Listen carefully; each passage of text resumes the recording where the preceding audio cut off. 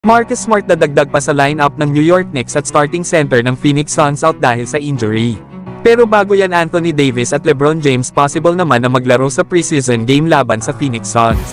Lalo at sinabi din ni JJ Redick na maglalaro nga daw bukas itong si Anthony Davis laban sa Suns. At sinabi nga din ni LeBron na plano niya nga din na maglaro bukas.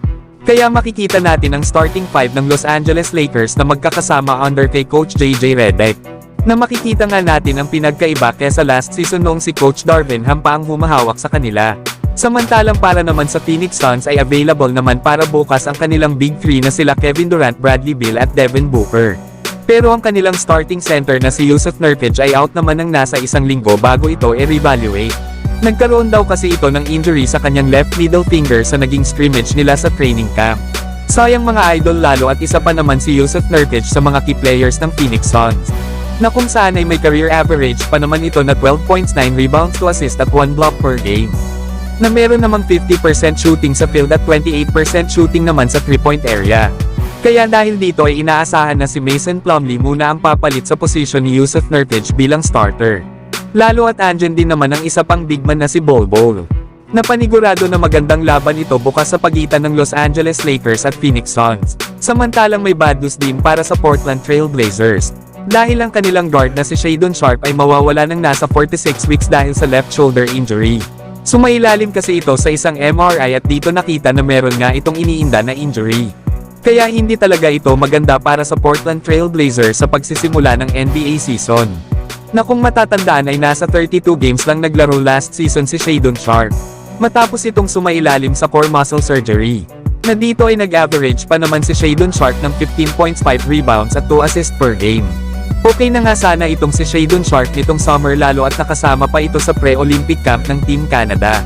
At naglaro din ito nitong August sa isang Pro-Am game. Pero ganun talaga mga idol ang basketball, na meron talagang mga injury na hindi inaasahan. Si Shaedon Sharpe pa naman ang isa sa aasahan ng Portland Trail Blazers bukod kana Anfernee Simons, Jeremy Grant at Scott Henderson.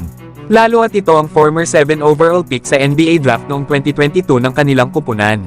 21 years old pa lang naman si Shaedon Sharpe, kaya magagawa pa nitong maging healthy sa kanyang basketball career.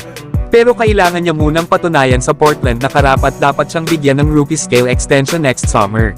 Na eligible na nga ito sa nasabing extension, kaya dapat itong maging healthy buong season sa kanyang pagbabalik sa kanilang lineup.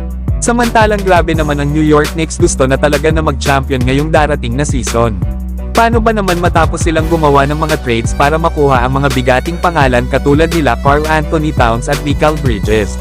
Ay gusto pa ng New York Knicks na magdagdag ng isang player na former Defensive Player of the Year. At ito nga ay walang iba kundi si Marcus Smart na naglalaro sa ngayon sa Memphis Grizzlies. Pero 20 games nga lang itong naglaro last season. Na kung saan ay nag-average ito ng 14 points, 2 rebounds, 4 assists at 2 steals per game. Na meron namang 31% shooting beyond the arc. Na ayon pa sa mga report ay magkakaroon na daw ng internal discussion para sa isang deal para kay Marcus Smart.